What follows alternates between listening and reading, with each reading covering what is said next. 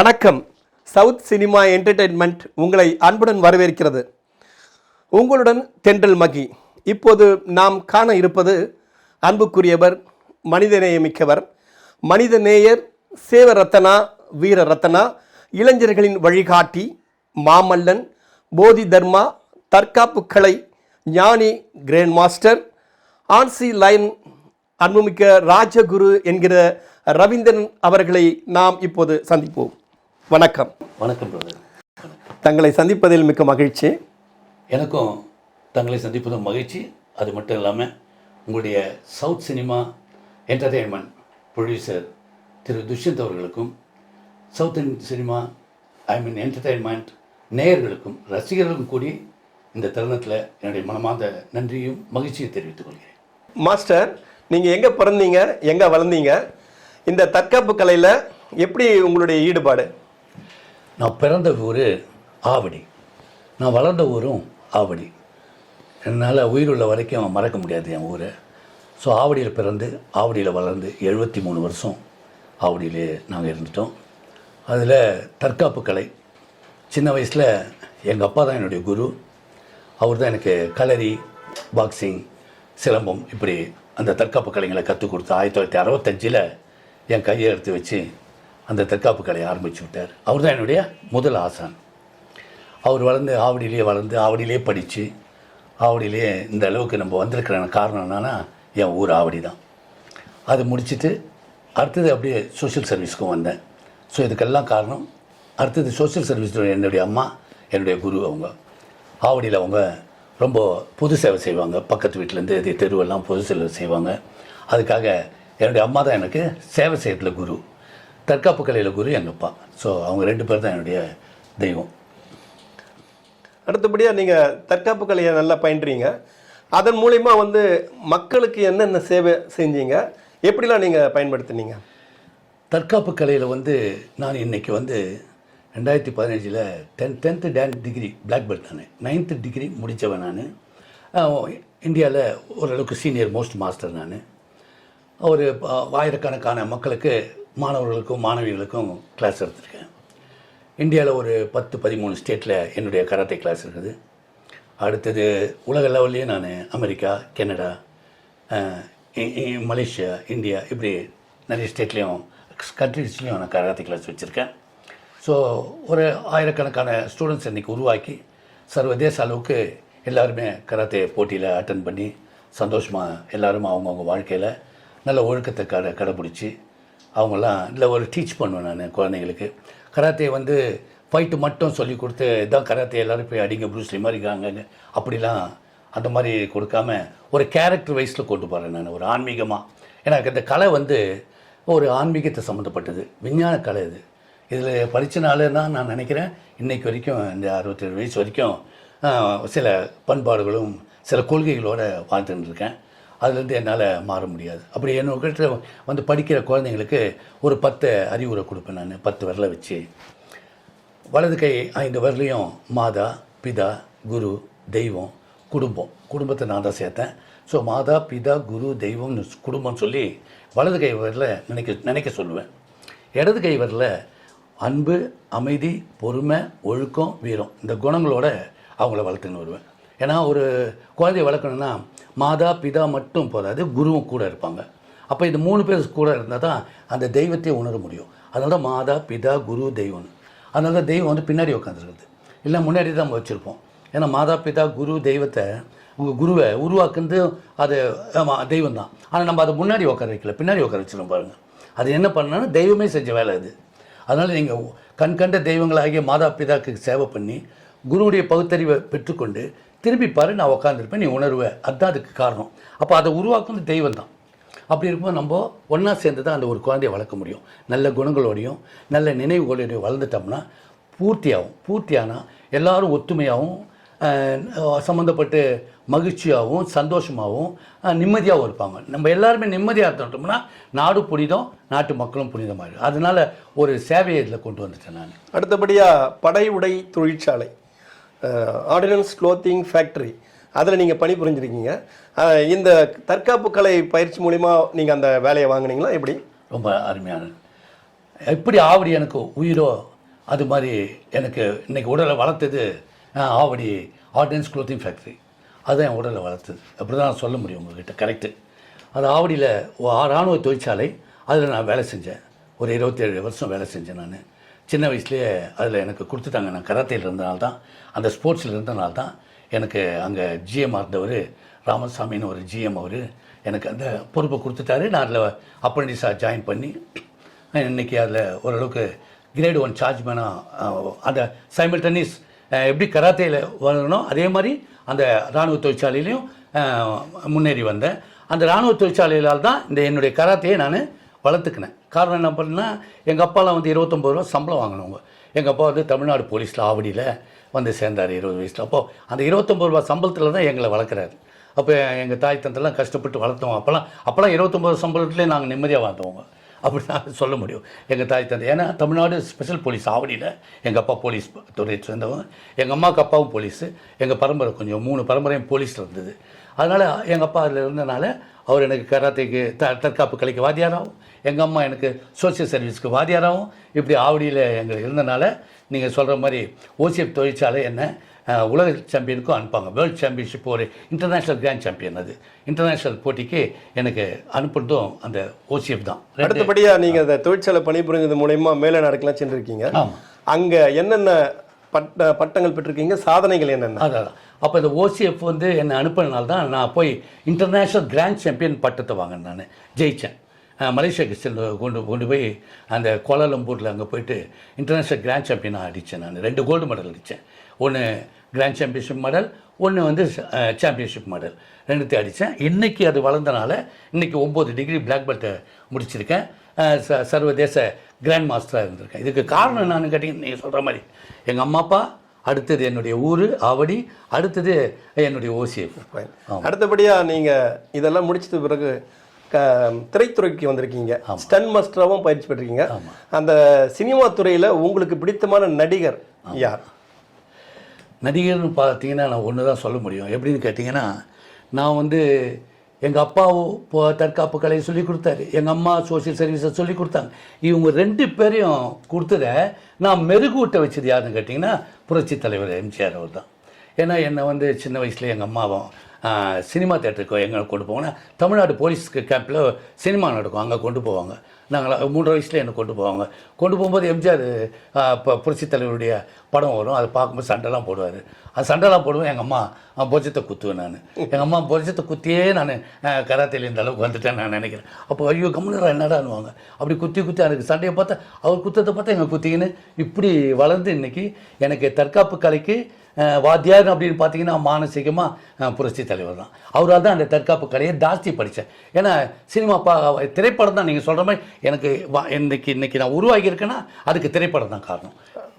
Master, நீங்கள் இவ்வளோ முடிச்சுட்டு திரைத்துறையில் எப்படி வந்தீங்க? யார் மூலமாக உங்களுக்கு வாய்ப்பு கிடைச்சிது ஸ்டண்ட் மாஸ்டராக பணிபுரிய? திரைத்துறையில் கூட நீங்கள் சொல்கிற மாதிரி ஒரு 40 வருஷத்துக்கு முன்னாடி நான் அதில் ஸ்டண்ட் இயக்குநர்கள் ஸ்டண்ட் நடிகர் சங்கம்னு சொல்லிட்டு ராயபுரத்தில் சாண்டோ ராஜா அவர் வச்சுருந்தார்.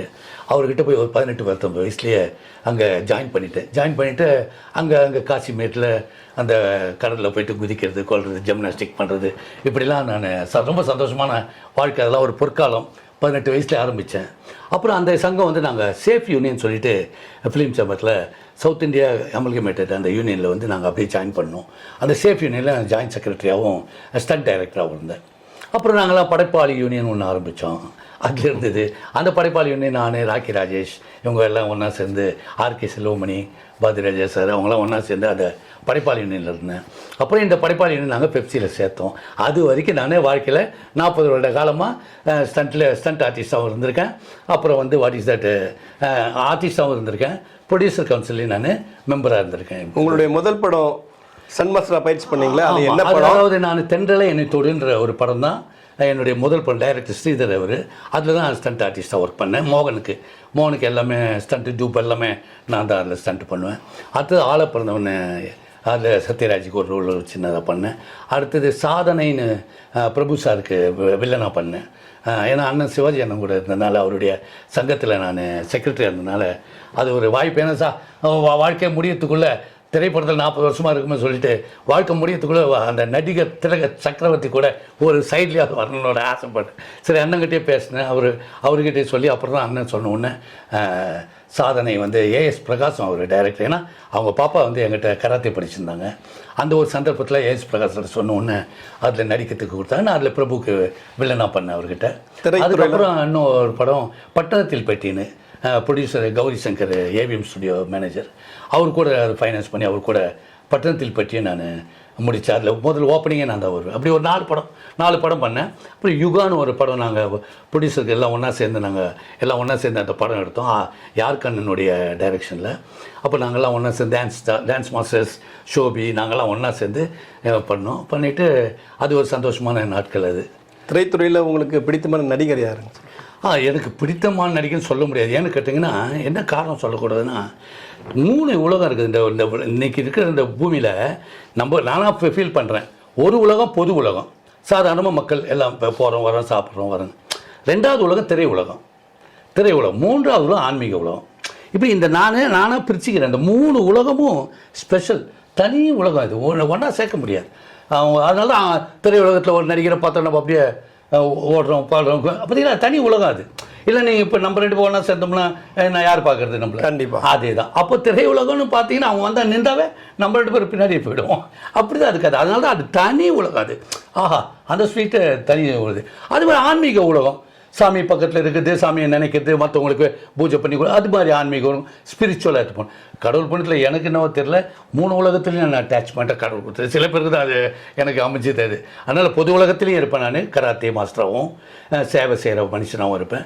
திரையுலகத்துலேயும் டச் இருக்குது 40 வருஷமாக. எல்லோரும் கூட இருப்பேன். நம்ம மெயினாக வந்து ஃபேமஸ் ஆகிறதுக்கு சான்ஸ் இல்லாத வரலாம். ஏன்னா நானும் என்னால் உருவாக்க முடியல சில விஷயத்தை. ஏன்னா அவ்வளோ டைட்டாகவும் இருந்துட்டோம். நம்ம மக்களோட ஸ்டூடெண்ட்ஸோடையே வாழ்க்கை போனால நான் சினிமாவை ரொம்ப மெயினாக வர முடியாமல், ஆனால் இன்றைக்கி வரைக்கும் மெம்பராக போய்க்கிட்டு வந்துட்டுருக்கேன். என் பையனும் என் மகனும் அதில் திரைப்படத்தில் ஹீரோவாக பண்ணார். அவர் ஹீரோவாக பண்ணி பாரின்னு ஒரு படத்துடைய ஹீரோ அவர். அப்போ என்ன மாதிரி அவரும் சினிமாவில் இன்ட்ரெஸ்ட் இருக்கிறதுனால அவரையும் நான் நடிக்க வச்சுருக்கேன் ஹீரோவாக. பரவாயில்ல மாஸ்டர், நீங்கள் வந்து இவ்வளோ துறையிலையும் எல்லாத்தையும் சாதனை பண்ணிட்டு இருக்கீங்க. பண்ணியிருக்கும் போது இந்த ஹியூமன் ரைட்ஸ் ஒன்று ஆரம்பிச்சிருக்கீங்க. ஆமாம். அதோட நோக்கத்தை வந்து நீங்கள் எப்படி கருதுறீங்க? என்ன வித சேவைகளை நீங்கள் புரிஞ்சுருக்கீங்க? அதாவது இது கரெக்டாக நீங்கள் சொல்கிற மாதிரி ஒரு கண்ணில் நேசிக்கிறது, ஒரு கண்ணில் சேவை செய்கிறது என்கிட்ட இருக்க மாதிரி, ஒரு கண்ணில் தற்காப்பு கலை, ஒரு கண்ணில் பொது சேவை. இதனால் என்ன ஆச்சு, எனக்கு சின்ன வயசுலேருந்து இப்போ பாருங்கள், இது வந்து எனக்கு 59வது வருஷம். 59வது வருஷம் தற்காப்பு கலையில் 1965லேருந்து. அடுத்த வருஷம் நான் கொண்டாட போகிறது 60வது வருடைய என்னுடைய எக்ஸ்பீரியன்ஸை கொண்டாட போகிறேன். அப்போ 60 பேருக்கு நான் விருது கொடுப்பேன்.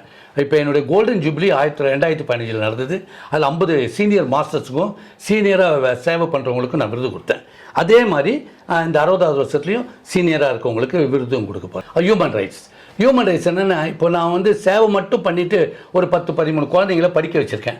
கராத்தே ஃபீஸை அனுப்பி எனக்கு கிடைக்கிற அந்த ஃபேக்ட்ரி ஃபீஸ் இதெல்லாம் வச்சு நான் குழந்தைங்களை உருவாக்கி சேவை பண்ணியிருக்கேன். ஆனால் அதே டைமில் ஹியூமன் ரைட்ஸ் எதுக்கு ஓப்பன் பண்ணால் 1997 நம்ம கலைஞர் கருணாநிதி ஐயா அவர் என்ன பண்ணார், 93 ஆக்டில் இந்தியாவுக்கு வந்த அந்த ஹியூமன் ரைட்ஸ் மனித உரிமைகள் அந்த ப்ரொடெக்ஷன் சொல்லிட்டு அதை வந்து ஐயா வந்து இங்கே 1997 திறந்தார், ஓப்பன் பண்ணார் மக்களுக்காக ஒரு ஹியூமன் ரைட்ஸ். நான் ரொம்ப அது ஆணையம், அது மாநில மனித உரிமைகள் ஆணையம். அப்போ நான் 98 ஆவடியில் அது வந்தவொடனே எனக்கு ரொம்ப பிடிச்சிருச்சு. ஏன்னா நம்ம பாதுகாக்கலாம், நம்முடைய உரிமைகளை பாதுகாக்கலாம். யாருக்குன்னா எதனா பிரச்சனைனா ஆதரவு இல்லாதவங்களுக்கு. இப்போ நம்மளுக்கு பாருங்கள், யாருக்குமே சந்தோஷமாக இருக்கும்போது நம்ம போவோம், அவங்கக்கிட்ட சாப்பிட்றதுக்கு போகலாம், எல்லாத்துக்கும் போகலாம், சந்தோஷத்துக்கு மட்டுமே போவோம். ஆனால் ஏதாவது கவலை ஆதரவு இல்லை, தனியாக மாட்டுறாங்க, ஒருத்தர் அவஸ்தைப்படுறாங்க, ஹெல் ஆகுறாங்க, சூசைட் பண்ண போகிற அளவுக்கு போயிட்டாங்க, அவங்கள நம்ம உதவி செய்யறதுக்கு தவறிடுவோம். அதனால் ஒரு ஐடியா போட்டேன். நான் 59 வருஷம் தற்காப்பு கலை பண்ணேன், 54 வருஷம் சோஷியல் சர்வீஸ் பண்ணியிருக்கேன், ஒரு 25 வருஷம் அதில் எடுத்துட்டேன். நான் எடுத்து மனித உரிமை கழகம் சொல்லிட்டு மனித உரிமைகள் பாதுகாப்புன்னு சொல்லிட்டு ஆரம்பித்து இன்றைக்கி ஒரு 8000 பேரை வச்சு யாருக்கு ஆதரவு இல்லையோ, யார் வந்து கஷ்டப்படுறாங்களோ, மன உளைச்சல் ஏற்படுறாங்களோ, சூசைட் பண்ணுற அளவுக்கு போகிறாங்களோ, அவங்க எனக்கு தெரிஞ்சிச்சுன்னா, எனக்கு ஃபோன் வந்துச்சுன்னா, எங்கள் சங்கத்தில் யாருக்கு ஃபோன் வந்தாலும் நம்ம போய் காப்பாற்றிடுவோம். அது என்ன சிக்கலானாலும் அங்கே ஆப்போசிட்டில் போயிட்டு நாங்கள் பேசி அதை காப்பாற்றி இந்த மக்களை எல்லாரையும் சந்தோஷம். அது மாதிரி நான் நினைக்கிறேன் ஒரு 40,000 பேருக்காவது என்னுடைய சர்வீஸில் சர்வீஸ் பண்ணியிருக்கேன் நான் நினைக்கிறேன். அது எல்லாம் என் கர்மா. இறைவன் எனக்கு இந்த வழியில் அனுப்பிச்சிட்டாரு. நீ வந்து தற்காப்பு கலையும் வச்சுக்கோ, நீ இப்போ பொது சேவையும் வச்சுக்க, மக்களை காப்பாற்றிக்கணும்னு சொல்லி அது மட்டும் நான் சேவை செஞ்சுருக்கேன். என்னுடைய கடைசி இறுதி மூச்சு வரை ஒரு கண்ணில் நேசிப்பேன், ஒரு கண்ணில் சேவை செய்வேன். இது 2 தான் என் வாழ்க்கையினுடைய தாரக மந்திரம். மாஸ்டர், உங்களோட வாழ்க்கையில் நீங்கள் எது பெரிய துக்கமாக நினைக்கிறீங்க, பெரிய சந்தோஷமாக எது ஒன்று நினைக்கிறீங்க? வாழ்க்கையில் எனக்கு மகிழ்ச்சியாக நினைக்கிறது ஒன்று தான், சந்தோஷமாக நினைக்கிறது, ஐ மீன் துக்கமாக நினைக்கிறது ஒன்று. அதாவது மகிழ்ச்சியாக நினைக்கிறதுன்னு பார்த்தீங்கன்னா, நான் எதையும் கோல் பண்ணி வந்ததில்லை வாழ்க்கையில். இது என் எய்ம், இது என் கோலு, இது நான் விட மாட்டேன் அப்படிலாம் நான் வந்ததில்லை. அப்படியே விட்டு இறைவன் கட்டிய இறைவன் வழியில் என்ன நடக்குதோ நடக்கட்டும் சொல்லி விட்டேன். நீங்கள் கேட்குற மாதிரி மகிழ்ச்சின்னு எனக்கு பார்த்தா, எங்கள் அப்பாவை 93 வயசுக்கு காப்பாற்றினேன், எங்கள் அம்மாவை 82 வயசுக்கு காப்பாற்றினேன். அவங்க 2 பேரை மகிழ்ச்சியோட லாஸ்ட் வரைக்கும் கடைசி இறுதி மூச்சு வரைக்கும் காப்பாற்றி அவங்களோடே இருந்தேன். நான் அவங்களுக்கு எல்லா சேவைகளையும் செஞ்சு பாருங்க. அதை விட மகிழ்ச்சி எனக்கு ஒன்றுமே கிடையாது வாழ்க்கையில். துக்கம்னு சொல்கிறீங்க பார்த்தீங்களா, கேட்குறீங்க, துக்கத்தையும் சொல்லிடுறேன் நான். துக்கம் எதுனா, எப்போ எங்கள் அம்மா அப்பா என் தெய்வம், எங்கள் 2 பேரும் அம்மா போயிட்ட உடனே நம்ம அவக்குள்ளே உடனே கூட போகிறது இல்லைல்ல, அப்பாவும் இருக்கிறாரு, அவரை பார்த்துக்கணும். இப்படி அம்மா அப்பா 2 பேரும் போயிட்டாங்க பாருங்கள். அன்னையிலேருந்து நான் எனக்கு அதோட துக்கம் எதுவுமே இல்லைன்னு எனக்கு தோணுது வாழ்க்கையில். அதனால் என்னுடைய தாய் தந்தையை நான் சேவை பண்ணது தான் எனக்கு மகிழ்ச்சி. இறக்கும் வரை, அவங்க மறையிற வரைக்கும், அப்புறம் மறைஞ்சதுக்கப்புறம் அந்த துக்கம் தான் எனக்கு பெருசு தவிர வேறு எந்த துக்கம் இது வரைக்கும் எனக்கு இல்லை. சரி மாஸ்டர், மதத்தில் எந்த மதம் உங்களுக்கு புனித மதமாக தோணுகிறது? எதை நீங்கள் ரொம்ப விரும்புகிறீங்க? மதம், ஜாதி, மொழி இதெல்லாம் எந்த மதத்தையும் நான் நினைக்க முடியாது, என்னால் முடியாது, பிறப்பிலே முடியாது. என்ன காரணம்னா, நான் பிறந்தது இந்து, சிவ வடிவில் பிறந்தேன், சிவனுடைய ஆரதியில் பிறந்தேன். எங்கள் அம்மா வயிற்றுலேருந்து பிறக்கும்போது இந்து. வளர்ந்தது இஸ்லாம். நான் ஏன்னா மசூதி, ஆவடியில் மசூதி முன்னாடி தான் நான் வளர்ந்தது. அதனால் அங்கேயே நான் அந்த மசூதியில் 6 மணி ஆனால் எங்கள் அம்மா அனுப்பிச்சிடுவாங்க, அங்கே போய் நமாஸ் பண்ணிட்டு வருவோம், துவா பண்ணிட்டு வரணும். இதுதான் எங்கள் வாழ்க்கை, என்னுடைய வாழ்க்கை. அப்படிங்கும்போது அங்கே அந்த மசூதியில் போயிட்டு துவா பண்ண, அந்த நமாஸ் பண்ணிட்டு வர்றதும் அது 30 வருஷம் அப்படியே ஓடிச்சு எனக்கு ஆவடி. ஸோ தட் மீன்ஸ் இந்துவாக பிறந்து இஸ்லாமாக வளர்ந்து படித்து ஆளாந்து நான் கிறிஸ்து. ஏன்னா எங்கள் அம்மா எடுத்து போய் கொடுத்தது ஞானமணி அம்மாவும் டேவிடுக்கிட்டையும் கொடுத்தாங்க. அவங்க 2 பேர் தான் என்னை வளர்த்தது. எங்கள் அம்மாவுக்கு அடுத்தது என்னை வளர்த்தது அவங்க 2 பேர் தான். அப்போது நான் ஞானத்தை பெற்றது ஜீசஸ் கிட்ட. அப்போ பிறப்பு இந்து, வளர்ப்பு இஸ்லாம், படித்த ஆளாந்து கிறிஸ்து. அப்படி இருக்கும்போது எம்மதமும் என் வாழ்க்கையில் சம்மதம். ஏன்னா எல்லா பிள்ளைங்களும் எனக்கு தேவை. ஏன்னா வாழ்க்கையில் எனக்கு ஒத்துமை, நேசிக்கிறது, சேவை பண்ணுறது, இதை தவிர வேறு எதுவுமே ஹியூமன் பீயிங்கில் நினைக்க மாட்டேன்.